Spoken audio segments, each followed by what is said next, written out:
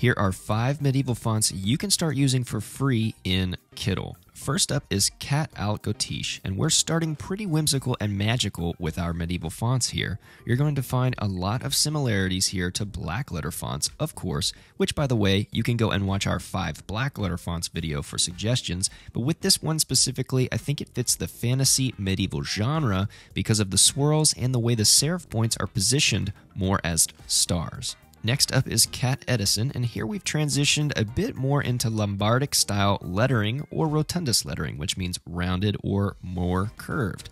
This style became prominent through the 17th century because of how easy it was to read.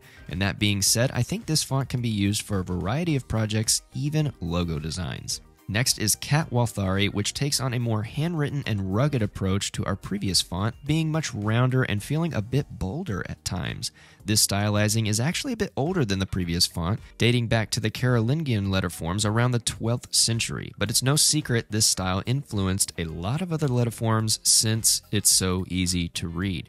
This font is perfect for label designs, candles, stickers, and even designs around the spooky Halloween season. Next is one of my personal favorites, Irish Uncial, and I actually made a tutorial showing you how to create a medieval logo design using this font, which you can find up there in the cards. And as the name suggests, this font gives off a very Irish or Lombardic style vibe, which is perfect for pubs, inns, and in modern day time, of course, your breweries and things like that.